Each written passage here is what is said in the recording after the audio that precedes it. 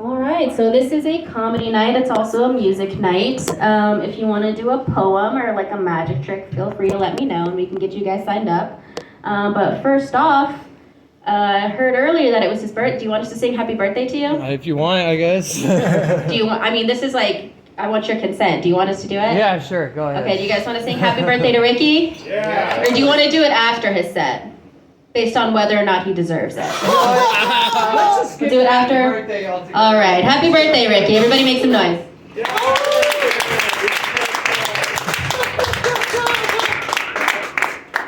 What's up, Cafe J? How you guys doing tonight? What's up? How's it going? You guys in the back, you doing good? Fuck yeah, yes, it's my birthday. Thanks for coming out to celebrate with me. I appreciate it, you guys. I didn't have to invite you, but here you go. Yes, my name is Ricky. It's spelled R-I-K-K-Y. It's a very unique way to spell the name. I like it. I think it stands out as unique. Although that's probably not always a good thing. You know, somebody reads my application and they're like, 2 Ks? What a fucking asshole. Oh my God, that's 1 K away from being racist. Fuck that guy.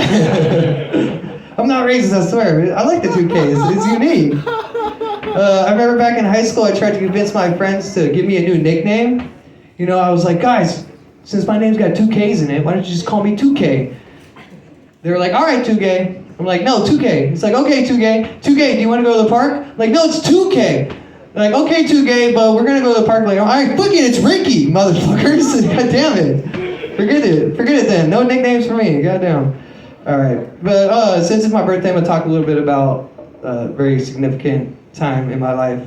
Senior in high school, I was a drug addict. Anybody else drug addicts out there? I know this guy is. But yeah, I was a drug addict, but it was one of the worst kinds. You guys remember what Spice was? That legal herb stuff you can buy at smoke shops? About 10 years ago, it was really heavy in the smoke shops, and I was fucking addicted to it, man. It was bad. And I would go during lunchtime. Anybody know what Coronado is? Coronado, the high school here in town. What's Coronado known for, right? Fucking drug addicts, right? I don't know if anybody else agrees. But anyway, every lunch I would go, get high, whatever. And then I had this teacher. Her name was Mrs. Moreno. I think about her a lot sometimes. She's one of those teachers where you kind of discover some stuff about yourself sitting in her class. Anyway, we got along pretty good. She was a nice teacher, but and she liked me. She thought I was a good kid, but I like to get high, And I would come into her class one day, baked, eyes bloodshot red off of that poison. She got mad at me. She's like, Ricky, you can't be coming in high like this. I was like, okay, I want to do it again. Very next day, guess what I did? Fucking came in high, sure enough. That's how bad that stuff was. It was addictive. But she's like, Ricky, I have to punish you for this. I'm like, you can punish me all you want. No, I didn't say that to her. She's like, I gotta discipline you. You're going off to Project Intercept. You guys know what Project Intercept is? Anybody familiar with this? It's like boot camp for kids. Like when you're being bad, they send you off to military school, but it's a temporary thing. Well, anyway, while I was going to Project Intercept, I was taking a public bus to get there.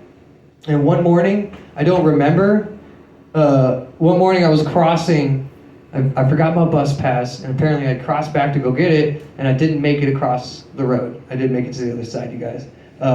Ford Focus going about 45 miles an hour fucking plowed into me, man. But it's all right. That Ford Focus went to the rec yard. I barely went to the hospital. I think I won that fight. That's how I look at that. So I fucked up that Ford Focus, but I got fucked up myself. So, that was really, if you're ever trying to kick a really bad drug habit, get hit by a car. It helps. It helped me. So I was hit by a car. I have this big old scar on my head, and you can feel screws in my head if anybody wants to come up and feel after the show.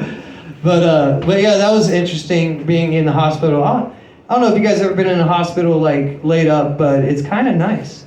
You don't got to go to school. You don't got to do no chores. You're practically on vacation. If it's a good hospital, you got a fucking Xanax on call. That's a vacation, bro. I don't know what you're talking about. I think my nurse was a drug dealer. I didn't even bring up the Xanax. He's like, how are you feeling? Are you feeling okay? Can I get you some Xanax? I'm like, what? Yes! Go get the Xanax now. But no, it was cool. I remember complaining even after I got out, and then the next time I came back, because I had to get multiple brain surgeries from getting hit by a car. I remember complaining, and when I came back, they were like, what can we get you? This is what we're having for dinner, but you can have whatever you want. So fuck yeah, shout out to UMC. They took care of my ass. But anyway, I finally got out of the hospital, and I was way behind on my credits. I wasn't going to graduate. But then I got hit by a car, and then I couldn't go to school, and I had a teacher coming to me, got all my credits up. You could say it's a blessing from God. Yeah, I look at it that way. But shortly after that, I got out of high school and everything, graduated, limped across the stage and shit, because I tore my LCL as well. Yeah, my body got fucked up during that accident, but here I am, standing in front of you guys, so it's not so bad. But anyway, a year later, I was hanging out with a buddy of mine in my bedroom, and there was this chair in the center of my room, just a single chair, and the ceiling fan was right above it, and I never sat in this chair, ever. That was always my guest chair when I had friends over. They would always sit in that chair. And back then I had this really bad habit. I don't want to wait for the fan to just slow down, so I would just fucking grab it all the time. Don't do that shit, you guys. It starts to weather after you keep fucking grabbing the fan blades. So anyway, every once in a while I'm looking up at this fan, just wow, then I'm like, that shit's gonna fall one day. Hopefully it doesn't fall on me. Well, one day me and my buddy, we're hanging out, right? He's sitting in that chair, and then we go outside, we smoke some weed, and then we come back inside, and for some reason, this never happened. It was really bizarre. I still think about it to this day. For some reason, I sat down in that fucking chair. After months of never sitting in that chair, I sat down, and we turned the light on, and the moment I sat down, boom, the fucking ceiling fan came down on my head, dude. Yeah, it did. It put a piece of glass about the size of your thumb jammed into my skull, right where I had my brain surgery from the fucking car accident a year earlier. So that was intense. I remember, you ever drift in and out of consciousness? It's a trippy feeling, because there's one moment I'm like, oh, I'm fine, and then I'm on the ground. And I'm like, oh, no, it's good, and you're on the ground. You ever seen that happen? It's a freaky thing that happens. My mother, she was trying to clean the top of my head, but there's a piece of glass sticking out of it. Like, get the fuck off. She was jamming it in there, man, it hurt. But anyway, yeah, no, I'm fine. I went to the hospital, got the piece of glass taken out.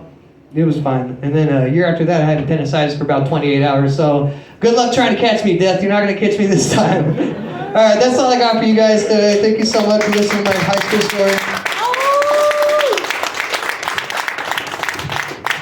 Keep it going for Ricky, you guys. It's a miracle he's alive. He's been touched by an angel. All right, next.